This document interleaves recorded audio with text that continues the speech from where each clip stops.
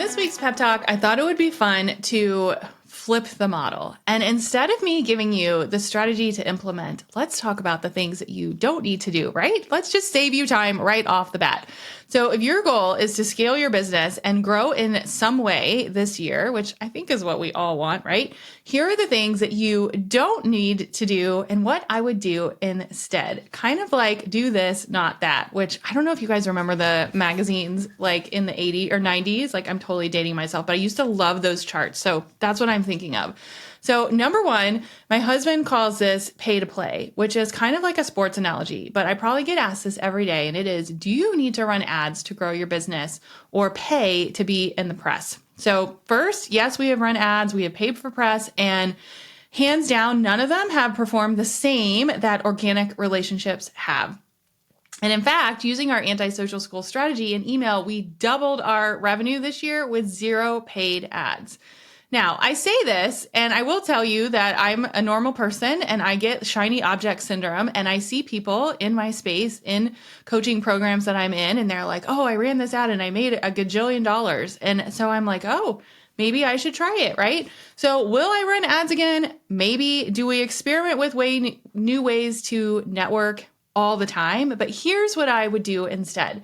Instead of spending money on press or ads, I share this all the time, create an epic resource. And I'm not talking about a PDF.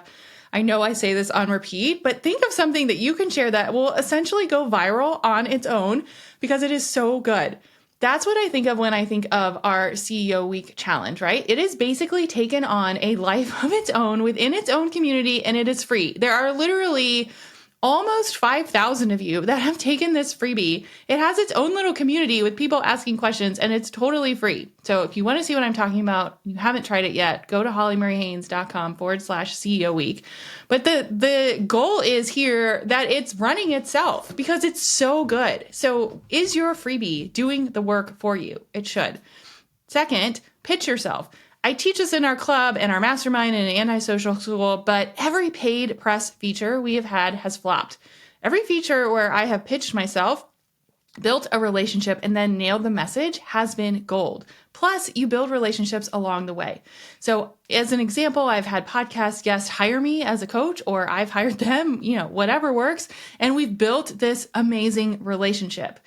If I did run ads, I would run engagement ads. I'm not exactly sure how this would look like because we haven't run them yet, but what it means is it would drive traffic to your freebie, to your podcast, or something with extraordinary value to build relationships. So that's what I would do instead.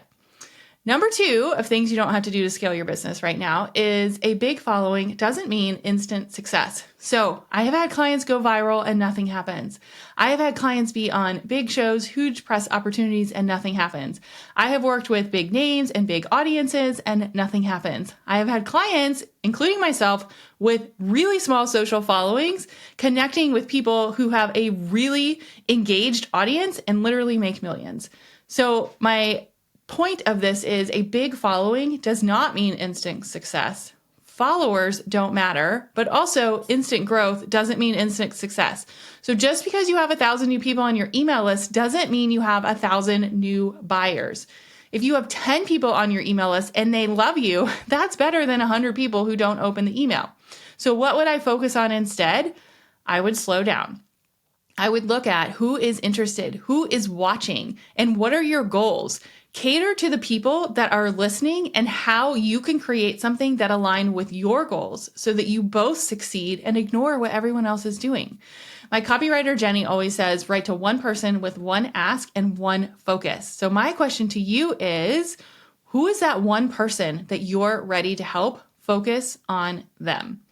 And number 3 of 3 things that you don't have to do this year to scale your business is you don't need a 55-minute morning routine, 27-minute mantra exercise, 17 supplements, and 10 books to read with 17 planners to be successful with your schedule.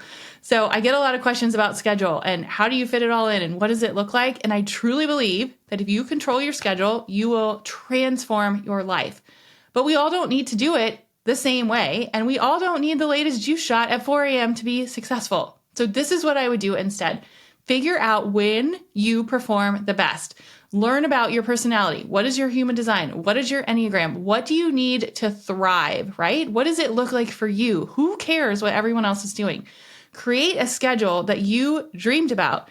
Insert, I wrote this episode by the fire on one of the coolest days in January, and it was magical. I'm in sweatpants.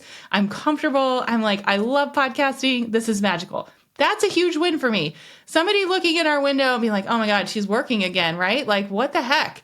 I don't care, right? This is what is working for me. And I'm not sitting in a boring, cold boardroom on January, whatever, right? So turn your schedule into something that is inspiring for you. Turn off the comparison. Who cares if Sally got up at 4:30 a.m. and crushed her boot camp? Maybe yoga at 2 p.m. is more your speed. So my business advice and what I would do differently is think about, how do you want to feel? Feel better, do better. It is honestly the best scaling advice I could ever give. And I believe down to my core that you can run a business differently. One that feels good, one that aligns with what you want to share, one that helps the people that really want help, right? Our most popular program, Anti-Social School, which sort of came from this, is opening soon. And no, it's not on social. Yes, it does help you scale without doing the things that you don't want to do. So if you just go to hollymurrayhaynes.com/antisocial, you can get on the wait list. We're only launching it 2 times this year. And I'm telling you, these are things that you don't have to do in your business. You don't have to run ads. You don't have to pay for press. You don't have to have a huge following. You don't have to have a 17-step routine to get your business to do what you want it to do. There is a different way, and this is how you can do it.